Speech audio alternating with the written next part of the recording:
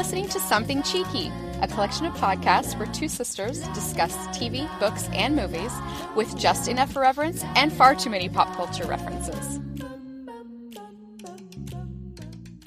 Welcome to Something Cheeky, the Gentleman Bastards edition, where we discuss the Lies of Locke Lamora, book 1 of the series by Scott Lynch. I'm Nikki. I'm Rosanna. Today we're covering the 11th interlude, The Lady of the Long Silence. In this chapter, the lady most kind shot a man in Reno just to watch him die.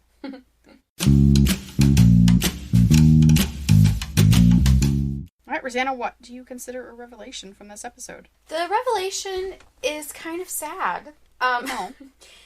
It's that Jean said that he pretty much said that he believed he was fated to serve the lady most kind by sending people to her, not by dying.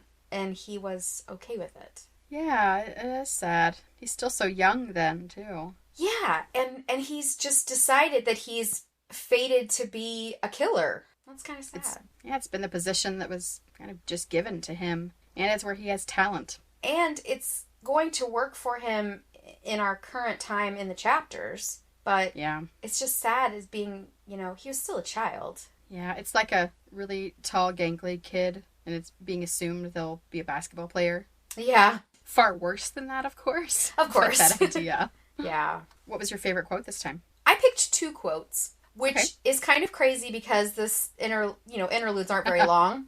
Right. But I picked the one that I wanted, and then I picked one that just made me sad, but I felt like I needed to say it. Okay. The first quote relates to the 3 initiates dying in the first month that Jean is there. The number struck him as surprisingly low, given how many of the devotional duties of Aza Guilla's new servants were clearly designed to encourage premature meetings with the death goddess. I thought that was kind of funny.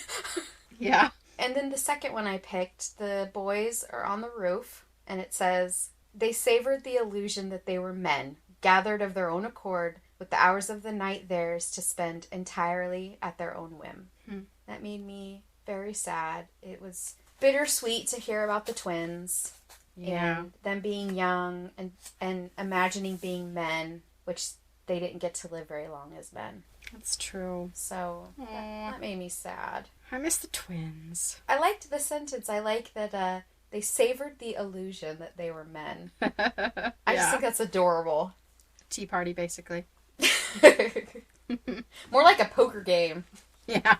All right, let's find out what happened this interlude. Jean goes to the Revelation House, where he's going to join the Temple of Aza Guilla, the death goddess, as we know. And the house itself it sounds kind of beautiful, mostly just terrifying. Definitely terrifying. Yeah, it's carved into the side of a cliff that's 300 or 400 feet over the sea. I was just imagining the cliffs of insanity during this time. Definitely. Just at some point you look down and there's Andre the Giant on a rope. Okay, but how many of these, because the initiates are all probably children, right? It sounds like it. How many of them, when they got there, yelled over the side just to hear it echo?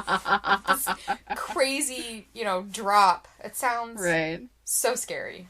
It's nice that Jean got a little practice with heights. Yes, that's true. I didn't think about that, but definitely. Yeah, with all the cat bridges he was having to hurry over back and forth. I'm sure it isn't as scary as it would have been for most people. Well, it's probably less scary because he feels a little more secure physically about where he wants his body to be and how he puts it there. He just probably feels a lot steadier. That's true. He has had a lot more practice at being aware of himself. And that's probably one of the reasons why he's not one of the ones that died. Yeah. He's had a lot more life experience than the average initiate, I would think. Yes. Yeah.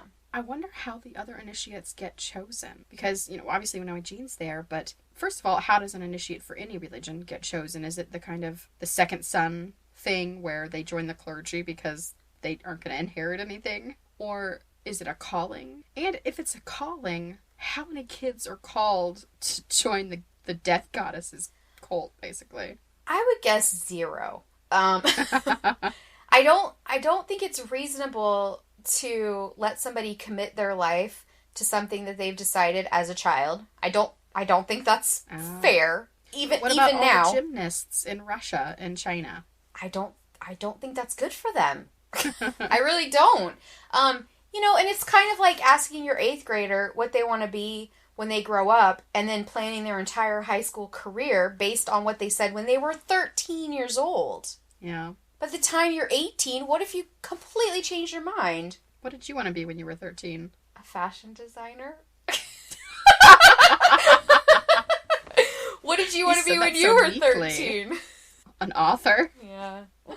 I liked to draw. I liked art. Yeah. And I like designing things. So, yeah, I thought that probably fashion design was unrealistic, and so I considered architecture. There's your commonsensicalness. But that is too much math. I'm not very good at math. Math is not my subject either.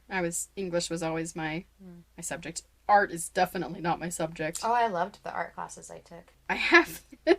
I know you know about it, but I took an art I already know what you're going to talk about. Yeah. In 5th grade. It was honors art. I have no idea how I got into honors art because I was terrible. I think it's just because I was friends with the teacher's daughter. They just needed more people in class. But at one point I made a replica of my dad's head, and it had to be hollow because we had to bake it in the kiln, and it was this little clay replica, and it's just this completely circular head with a little button nose and painted on like fork scraped hair out of the clay. And we have this picture where I'm holding it up so proudly next to my actual father.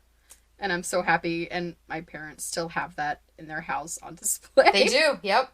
Out where everybody can see it. You should post a picture of that, too, because it's hilarious. Yeah. There's no way to confuse who you were trying to make it look like. It looks just like Dad, except with a rounder head. It's so bad. It's like one of those family inside jokes that... And what are they gonna do with it? Eventually, they can't ever get rid of it. Well, you're gonna have, someday they're gonna die, and you're gonna inherit your own sculpture, and then you're gonna pass it down to your baby, and she's gonna be like, "I don't want this." Oh, maybe we can put Dad's ashes in it. Oh my gosh, yes! He would think that was funny. He would. Ooh, and then when we pass it down, just don't tell anyone what it is. So in, 150 years, it's still floating around. People have no idea where it came from. They just know they can't get rid of it. And they drop it and a person's ashes fall out. Oh dear. This is taking a dark turn. It's perfect because we're talking about the death goddess, so That's why true. not? Yeah, definitely. It came right back around. Right back around. We always get there eventually. Oh man. There are these pillars, these big tall columns with bells on top that have to be rung 12 times, once for each god. Unless you're Jean. Yep, and he rang an extra one when he could get away with it for the 13th god. Love the that. Nameless. Love that so much. It was really great. And you can't tell me that isn't an influence of the twins. That it even occurred to him to try to sneak in one more. I'm sure he thought they would appreciate it. Yes. We also learned that there are 2 aspects of death. There's death everlasting and death the transition. Because, of course, we can't know about death everlasting, the initiates have to learn about the transition instead. And through discipline must overcome their natural aversion to death. At this point, were you thinking, what is going to happen? How do they teach them this? No, I didn't wonder because I just assumed it wasn't this. I just assumed it wasn't that they are actually trying to kill them. They must have a really low, like, when it's time for a staff meeting, they probably have way less people than any other temple. Bravo. Because they just kill all their people. I imagine they're all super goth, just walking around with black eyeliner and lipstick and yeah, dank Snape hair and looking very dreary. Definitely. God, Snape would have been a very good initiate. And you know what else? He would have been an initiate that would have definitely survived. Oh, yeah. He would have been good at doing the death tests and things, but he would have survived. I think he would have survived if, for no other reason, and so he could perform the anguishments on future children. Oh, that's a good point, too. Yeah, Snape's kind of mean. He is. He delights in other people's misery. Also, he's a bully. Yeah. He was definitely a bully to Harry and Ron and Hermione. Why Hermione? What did she ever do to you? She was just a bright student who was doing the best she could, and she just happened to be associated with Harry Potter, so you're going to treat her like that? So rude. Jean makes it into the second phase of study after only a month and a half, super fast, because of his language talent and his talent with numbers. Mm-hmm. And he gets to start wearing a mask, the sorrowful visage, which seemed pretty perfect for Jean, since he's a member of a con artist team. Mm-hmm. Then he gets a mask. Mm-hmm. And this reminded me when the boys stole the dead body, and the priestess with the mask was there and was talking to them. Oh, yeah. And seemed suspicious of them. When they get the mask, it's because the Lady Most Kind has only one face, and that face is inscrutable. The office of the Death Goddess's servants must disquiet if those we minister to are to compose their thoughts to her properly. It's meant to make people feel uncomfortable. To make the people wearing it, or to make the people around them? The people around them they're ministering to. I think the people associated with a death that has happened, or the people that are dying. Okay. And this of course reminded me of Game of Thrones. Isn't there a god of many faces? The one that... Oh, yeah. Or something like that? Well, that's the many-faced god is the... Yeah, because they administer death to people with the water in the fountain. Right, Poison yes. Water. Oh, and that's death also. So that's kind of a weird connection. Parallel? Yeah. Yeah. Anyway. Oh my god, Arya would be amazing as... She'd be so good. She would be wonderful. Yes. She's already good at wearing masks. Yep. And she's alright with death, because she's seen a lot of it. I have a feeling that Arya and Jean would get along pretty well. Oh, they would. We need a crossover. Yeah. Scott Lynch. I know George R. R. Martin has read these books, because there is a quote from him about how good they are. Oh, really? On the cover. Yeah. Oh, cool. So they need to get together and write me a little short story about Arya and Jean and how they live happily ever after. Perfect. Love it. That's all I want. Me too. Start a petition. Because we don't know with both of these books if either of them even survive to the end. So... I'm just going to live in my own little naive world where they both live to a ripe old age. Well, there's a story that apparently George R. R. Martin, it's so awkward to say his name, George R. R. Martin's wife said that she'd divorce him if he killed Arya. Great! I'm like, I am on board with that. I get Do relief. not kill her. Yes, that gives me relief for sweet, sweet, lovely, wonderful, smart, strong Arya. She's my favorite. She's so great. I even like her better than Daenerys. Me too. I love Arya. She's top of the list. Yeah. Do they have Arya pop dolls? I want one if they do. Ooh, I don't know.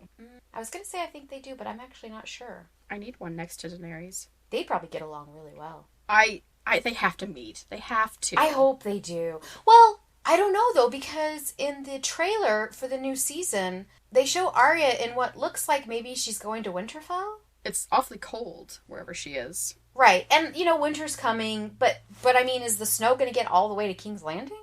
Oh yeah. Like in this season? Because there are 2 seasons. I would expect. So I don't know if she's in King's Landing or if I'm hoping it means that she's gone to Sansa and Jon Snow. I want the 3 of them to have a reunion. But if Jon Snow, if the whole theory about Jon Snow and Daenerys being connected is accurate, and Jon Snow also goes to King's Landing, maybe then there will be an opportunity for Daenerys and Arya to meet. And I think that would be amazing. Yeah, has Arya ever had any interaction with Tyrion? I'm trying to think. I know he was there. Yeah, he was in Winterfell when she was super little. He came with the king, with Cersei and Robert. Right. Yeah. I think he spent most of his time with Jon, though. But she has met him. Yeah. And I'm sure she remembers him. I imagine they would get along pretty well, too. I agree. Arya's so smart, and I think Tyrion really values that. He doesn't have a lot of patience for stupid people. Just like Tyrion, people underestimate her. Yes, that's also a lot. Mm-hmm. I'd say they're the 2 most underestimated characters. Oh, definitely. I just want to talk about Game of Thrones. I do too! I wanted to hurry up and come back on. Let's return to Lies of Locke Lamora. All right. Even though I will once again request a crossover. You know what? I will take fan fiction. I bet there is some. I hope so. Now I'm going to have to go look. And now I'm going to have to slog through all the scenes of people sleeping with people they should not be sleeping with just to find. That's the worst. I can't read fanfic. I can't read fanfic because of that. It just makes me uncomfortable when they put the wrong people together. We got uncomfortable enough when Locke was attempting to sleep with the prostitute. And when we were told he had a naked stomach, we were like, no! This Cover is yourself! Right. Jean gets poisoned on purpose for the first time, to get them close to the transition to death. Mm-hmm. And this is when it all goes sideways. Jean starts giggling. It's not good. The teacher is starting to ask him what's going on. And he says, I saw my parents burn to death, he said. I saw my cats burn to death. Do you know what the noise a cat makes when it burns? Another damn giggle. He almost choked on his own spit in surprise. I watched and could do nothing. Do you know where to stab a man to bring death now? Or death in a minute, or death in an hour? I do. And he continues on about, just his experience with death, and that part is really, really sad. It's just so much tragedy in his life. Well, but then he's also laughing. Obviously, he's not happy. It's not a controllable delirium kind laugh. of. But I couldn't help but think of like the Joker. Oh.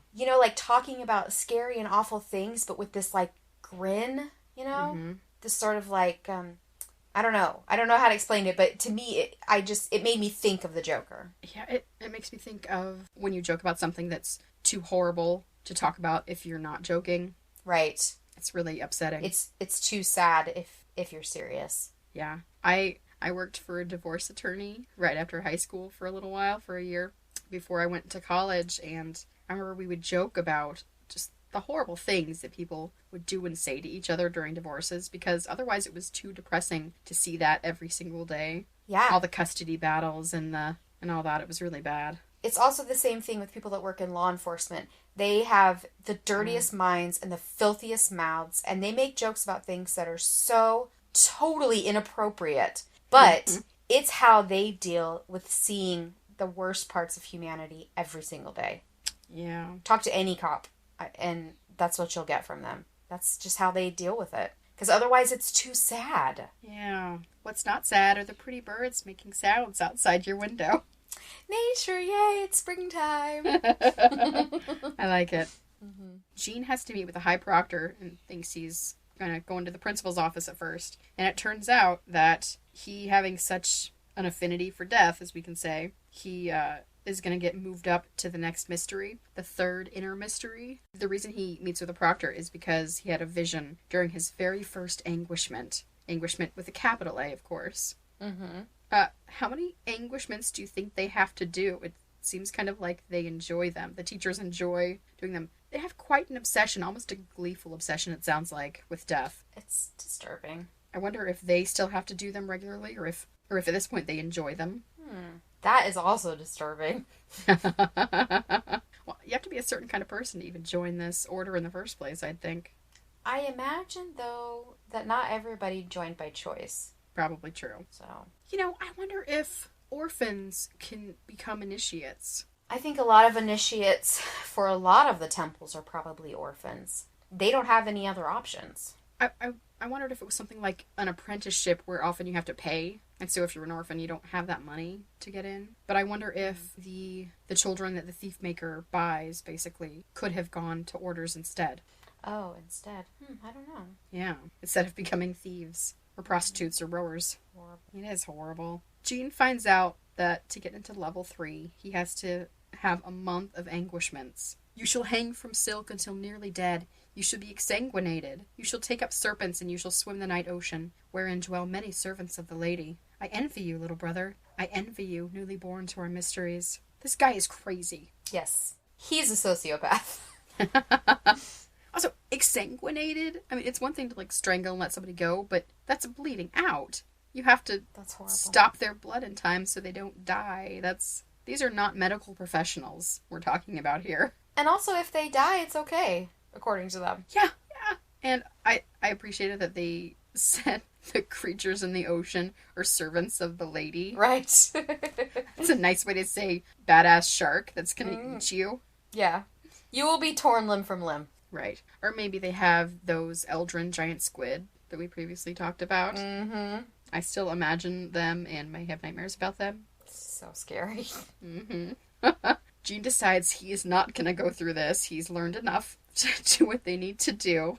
And he runs away that very night and leaves a lovely note. Grateful for opportunities, but could not wait. Have elected to seek the state of death everlasting. Cannot be content with the lesser mysteries of death, the transition. The lady calls. That was a good note. It was a good note. He gets back to the burrow, and we get to see the twins again. I'm very happy. Galdo is happy that he didn't have to go there. And the tweens are wondering... The tweens. They are tweens, I guess. Sure. The tween twins. The twins are wondering if Jean was actually fated to serve the Lady Most Kind, as you mentioned. And, of course, he says he was, but not in the way they thought, and shows his fancy new hatchet. Mm-hmm. So, where do you think this is going? What about the hatchet and Jean's knack for death-bringing are going to spill over into the next chapters? Revenge? More than that? Something different? I think it'll be a combination of taking their revenge for the deaths of the other gentleman bastards. And I think it'll also be used in protection of Locke. Okay. Because that has been his job for a long time, and Locke's not as good of a fighter. And so when Locke is taking his revenge, it might be... He's... Okay. In this revenge scenario, even though I don't think that Jean is not smart, I think they're all smart, Locke will be the brains, and Jean's going to be the brawn. Yeah. And he's going to use the hatchets. Well, we've made it through 3 sections of the book now. Ambition, Complication, and Revelation. Next week, we move on to the 4th section called Desperate Improvisation. Oh, jeez. Which, it seems pretty clear what that means. We all know where they are at this point. That sounds stressful. It really does. Yep. Next chapter, chapter 12, is called The Fat Priest from Tal Varar. Okay. And the following interlude is The White Iron Conjurers. Give me some predictions. I'm kind of excited about the interlude because it sounds like magic. Ah, okay. And I always like... The White Iron, or the Crowns, as we know. So the chapter about a priest. The Fat Priest from Tal Varar. Maybe this person is going to be another... So we got the chapter about the Dawn of Vorchenza. And the point of that chapter was partly to tell us that she's a spider, but also that people are starting to or noticing Locke and his movements. And I wonder if this chapter is going to be similar but with another character, and maybe this will be an ally to Locke and Jean. Okay. Who doesn't trust a priest, right? All I can picture are people who have pretended to be priests in movies to get into places they're not supposed to be. Oh my gosh. Remember when Sherlock pretended to be a priest when he went to meet Irene Adler? And she saw right through him. And he was so bad. Oh my gosh. Yeah. That was hilarious. Yeah. He's only going to disguise us for about 5 seconds. As soon as he starts talking, everyone's like, Right. You're just a jerk. Yeah. It's really hard to give a prediction when all I get is the name of somebody and where they're from. Yes. There's no context for this story. There's not. Where's he from? Tal Varar. Have we ever even heard that? We've heard the place name before, but I think just in aside throwaways. Okay. Nope, that's all I got. Any other predictions for this last section of the book? I think that Jean and Locke are going to kill people. I think some of it might be impromptu. Okay. Based on the name of the section. The desperate improvisation. Yeah. I really want them to steal their money back. I just want them to have resources because I don't want them to be, a step behind everybody. Right. And that's kind of what it feels like they are right now. Yeah, they've got to catch up. I would like to see, in the last section of this book, for Jean and Locke to have done enough to get to a place of contentment where they have done what they needed to do to be able to move on. Yeah. Okay, also in this section, I hope that we get more information about the situation with... I'm just going to call him the Grey King. Okay. The situation with the Grey King and his twin sisters. We can just call them the triplets. Should we? Are they? I don't know. We don't know. Okay. Let's say let's say the evil triplets. I would like some information about why the evil triplets were mad enough at Kappa Barsavi to have orchestrated this plan that killed a ton of people plus him. Not even, they didn't just go to him and say, you wronged us, and then, stab him in the face. They killed tons of people to get to that point. So I really, really hope that we find out why. I remember back in a chapter way back, you mentioned that you wanted to know about the Eldrin and how that worked out, but you had a sneaking feeling we would never find out. Mm-hmm. Do you worry about that with this mystery as well? No. You think we definitely will find out? I'm pretty sure we're going to find out. I'll feel very frustrated if we don't.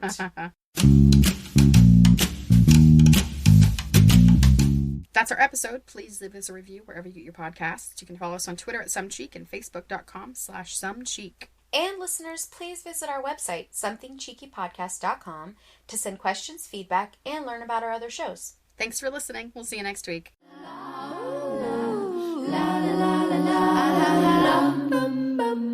Dig-a-da-dum, dig-a-da-da-da-dum.